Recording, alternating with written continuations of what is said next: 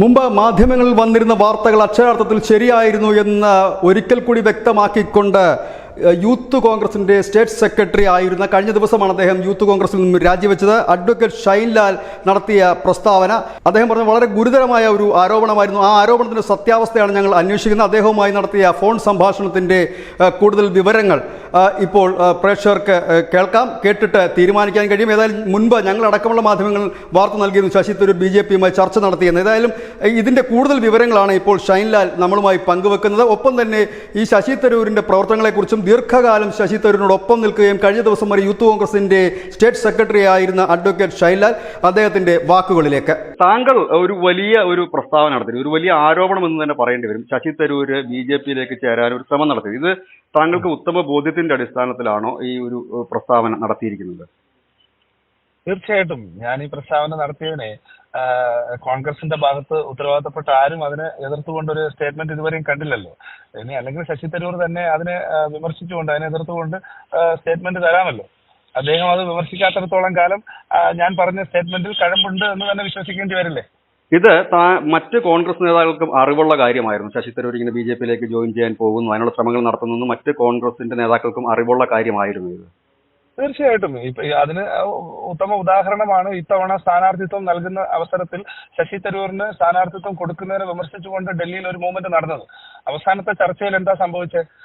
കഴിഞ്ഞ AICC president തെരഞ്ഞെടുപ്പിൽ സ്വതന്ത്രനായി രാഹുൽ ഗാന്ധിയുടെ കാൻഡിഡേറ്റിനെതിരായിട്ട് നോമിനേഷൻ കൊടുത്തതിന്റെ ഭാഗമായിട്ടാണ് തിരുവനന്തപുരത്ത് അദ്ദേഹത്തിന്റെ സീറ്റ് നിഷേധിക്കുന്നത് എന്നൊരു വിമർശനം കോൺഗ്രസ് പാർട്ടിയെ നേരെ വരാതിരിക്കാൻ വേണ്ടി അവസാനം സെറ്റിൽ ചെയ്യേണ്ട ഒരു സാഹചര്യം, ശശി തരൂരിന് അടിയറവ് പറയേണ്ടി വന്ന ഒരു സാഹചര്യമാണ് കോൺഗ്രസിന് വന്നത്. അതൊരു കോൺഗ്രസിന്റെ ഗതികേടാണ് എന്ന് മാത്രമേ പറയാൻ സാധിക്കൂ.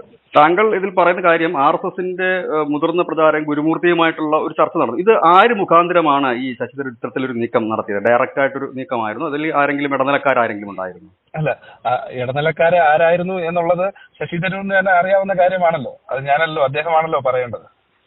ഇദ്ദേഹം ഈ ശശി തരൂർ BJPയിലേക്ക് ജോയിൻ ചെയ്യുമ്പോൾ തിരുവനന്തപുരത്ത് നിന്നടക്കം മറ്റു കോൺഗ്രസ് നേതാക്കളെ എത്തിക്കാനൊരു ശ്രമം നടന്നിരുന്നു. BJPയിലേക്ക് കോൺഗ്രസിൽ നിന്ന് ഒരു വിഭാഗത്തെ കൊണ്ടുപോകുക എന്ന് പറയുന്നത് ഇന്നത്തെ രാഷ്ട്രീയ സാഹചര്യത്തിൽ ഒരു ഈസി ആയിട്ടുള്ള ഒരു കാര്യമല്ല. പ്രത്യേകിച്ച് ശശി തരൂരിനെ പോലെ താഴെത്തട്ടിൽ യാതൊരു പ്രവർത്തകരുമായി ബന്ധമില്ലാത്ത മറ്റൊരു നേതാവിനെ അടുത്തൊന്നും നമുക്ക് കാണാൻ സാധിക്കില്ല. കാരണം അദ്ദേഹത്തിന്റെ ഇലക്ഷൻ വർക്കുകൾ നോക്കിയാൽ തന്നെ അറിയാം, ഒരു ഈവന്റ് മാനേജ്മെന്റ് ടീം നടത്തുന്നതിനുപരി കോൺഗ്രസിന്റെ പ്രവർത്തകർക്ക് ഒരു വികാരം, ഞങ്ങളുടെ വളരെ താഴെത്തട്ടിൽ കോൺഗ്രസ് വികാരം കൊണ്ട് UDFന്റെ കാൻഡിഡേറ്റ് ആരായിരുന്നാലും വിജയിക്കണം എന്നുള്ളതിലുപരി കോൺഗ്രസിന്റെ ലീഡർഷിപ്പിൽ ഇപ്പോൾ ഒരു അസംബ്ലി പ്രസിഡന്റ് അല്ലെങ്കിൽ ഒരു മണ്ഡലം പ്രസിഡന്റ്, യൂത്ത് കോൺഗ്രസിന്റെ ഭാരവാഹികൾ, ഒരു ലീഡർഷിപ്പിൽ ഇരിക്കുന്ന ആർക്കും തന്നെ ശശി തരൂരുമായി യാതൊരു ആത്മബന്ധവും ഇല്ല എന്നുള്ളത് ഒരു യാഥാർത്ഥ്യമാണ്. കാരണം ഗതികേട് കൊണ്ട് കൈപ്പത്തി ചിഹ്നത്തിൽ ആര് മത്സരിച്ചാലും ഞങ്ങൾ വോട്ട് ചെയ്യും എന്ന് പറയുന്നതിലുപരി ശശി തരൂരിനോട് പേഴ്സണലി ആർക്കും ഒരു അറ്റാച്ച്മെന്റ് ഇല്ല എന്നുള്ളത് വളരെ വ്യക്തമാണ്. എന്തുകൊണ്ടായിരിക്കാം ആ നീക്കം അന്ന് ഫലം കാണാതെ പോയത്? എനിക്ക് മനസ്സിലാക്കാൻ കഴിയുന്നത് ഇദ്ദേഹത്തിന്റെ ആഗ്രഹങ്ങൾ അവർക്ക് അക്കോമഡേറ്റ് ചെയ്യാൻ പറ്റുന്നതിലുപരിയായിരുന്നത് കൊണ്ടായിരിക്കാം. അതിനെക്കുറിച്ച് വ്യക്തത അദ്ദേഹത്തിന്റെ ഭാഗത്തു നിന്നല്ലേ കൂടുതലും വരേണ്ടത്. അത് അദ്ദേഹം വലിയ സ്ഥാനങ്ങൾ ചോദിച്ചിട്ടുണ്ടായെന്നാണ് താങ്കൾ ഉദ്ദേശിച്ചത്? തീർച്ചയായിട്ടും തിരുവനന്തപുരത്തെ സംബന്ധിച്ച് അദ്ദേഹം ചോദിച്ച കാര്യങ്ങൾ അവർക്ക് അംഗീകരിക്കാൻ പറ്റുന്നതിലും മുകളിലായിരുന്നിരിക്കാം. ഒരു കാര്യം കൂടി ചോദിച്ചോട്ടെ അവസാനമായിട്ട്. അദ്ദേഹം പറഞ്ഞോളൂ. പറയൂ. ഇദ്ദേഹം ഈ വലിയ രീതിയിൽ അദ്ദേഹത്തിന്റെ പിന്തുണ തിരുവനന്തപുരത്ത് ന്യൂനപക്ഷ വിഭാഗങ്ങൾക്കിടയിൽ നിന്നാണ്, പ്രത്യേകിച്ച് ക്രിസ്ത്യൻ വിഭാഗങ്ങൾക്കിടയിൽ നിന്ന് വലിയ പിന്തുണയുണ്ട്. അദ്ദേഹം മണിപ്പൂരിന് വേണ്ടി സംസാരിക്കുകയും BJP നിശിതമായി വിമർശിക്കുകയും ചെയ്യുന്ന ഒരു വ്യക്തി ഇത്തരത്തിലൊരു നീക്കം നടത്തുമെന്ന് സാധാരണപ്പെട്ട ഒരു ആളുകൾക്ക് എത്രത്തോളം അത് വിശ്വാസജനകമാണ്? അതായത് ഇപ്പൊ താങ്കൾ ദീർഘകാലം കോൺഗ്രസിൽ പ്രവർത്തിച്ചിരുന്നതാണ്, ശശി തരൂരിനൊപ്പം പ്രവർത്തിച്ചിരുന്ന ഒരു നേതാവാണ്. അതുകൊണ്ട് തന്നെ താങ്കൾക്ക് കുറച്ചുകൂടി പറയാൻ പറ്റും, ഇതൊരു കാപട്യമാണോ ഈ ശശി തരൂർ ഇത്തരത്തിലൊരു ന്യൂനപക്ഷ സ്നേഹം കാണിക്കുന്നത്? തീർച്ചയായിട്ടും. കാരണം ഈ താങ്കൾ പറഞ്ഞ സ്റ്റേറ്റ്മെന്റിനോട് എനിക്ക് വിയോജിപ്പുണ്ട്. ന്യൂനപക്ഷങ്ങൾക്കിടയിൽ, സാധാരണ പ്രത്യേകിച്ച് ക്രിസ്ത്യൻ മേഖലകൾക്കിടയിൽ അദ്ദേഹത്തിന് വോട്ട് കൊടുക്കാൻ ഒരു സാധ്യത ഉണ്ട് എന്ന് പറയുന്നത് ഞാൻ ഒത്തിരി പേരെ കാണുകയും സംസാരിക്കുകയും ചെയ്യുന്നുണ്ട്. ഞാനൊരു ക്രിസ്ത്യൻ സമുദായത്തിൽപ്പെട്ട ഒരാളാണ്.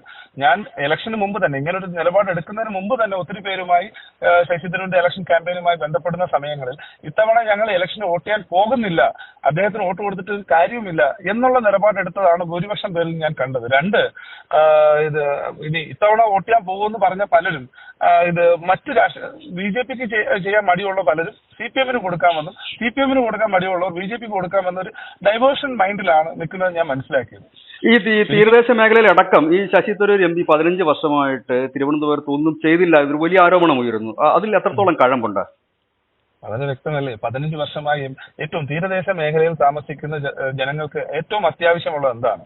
അവരുടെ കിടപ്പാടം നഷ്ടപ്പെട്ടു പോകാൻ, കടലെടുത്ത് പോവാതിരിക്കാൻ വേണ്ട സംവിധാനങ്ങൾ ചെയ്തു കൊടുക്കുക എന്നുള്ളതാണ്. നീണ്ട 15 വർഷക്കാലം കേന്ദ്രത്തിൽ എം പി ആയിട്ടും ചില സമയം വളരെ കുറച്ച് സമയം സഹമന്ത്രിയായിട്ടും ഒക്കെ ഇരുന്ന് അദ്ദേഹത്തിന് തിരുവനന്തപുരത്തിന് വേണ്ടി, തീരദേശ വിഭാഗത്തിന് വേണ്ടി അതിന് എന്തെങ്കിലും ഒരു ചെറുവിരൽ അനക്കുവാൻ പോലും സാധിക്കാത്തത് പ്രത്യക്ഷമായി നമുക്ക് അറിയാവുന്ന കാര്യമാണല്ലോ.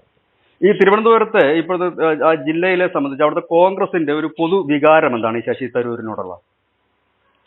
അല്ല, ഞാൻ നേരത്തെ പറഞ്ഞു, സാധാരണ പ്രവർത്തകർക്ക് അദ്ദേഹത്തോട് ഒരു ആത്മബന്ധമോ അദ്ദേഹം ജയിക്കണമെന്ന് അതിയായ ആഗ്രഹമോ ഇല്ല. പക്ഷേ UDFന്റെ കാൻഡിഡേറ്റ് ജയിക്കണം, BJP ജയിക്കാതിരിക്കാൻ വേണ്ടി മാത്രം ഇവിടെ പന്ന്യൻ രവീന്ദ്രൻ ജയിക്കുന്ന ഒരു സാഹചര്യം വിദൂരമെങ്കിലും ഉണ്ടായിരുന്നു എങ്കിൽ ഏറെക്കുറെ എന്ത് ചെയ്തേനെ, പന്ന്യൻ രവീന്ദ്രൻ വോട്ട് കൊടുക്കാമെന്ന് പലരും ചിന്തിച്ചേനെ. ഇതിപ്പോ പന്ന്യൻ രവീന്ദ്രൻ വോട്ട് കൊടുത്താൽ ഇവിടെ അത് വേറെ മാറ്റം സൃഷ്ടിക്കുമെന്നുള്ളത് കൊണ്ടാണ് കോൺഗ്രസിന് വോട്ട് കൊടുക്കാമെന്ന് കോൺഗ്രസ്സുകാർ ചിന്തിക്കുന്നത്.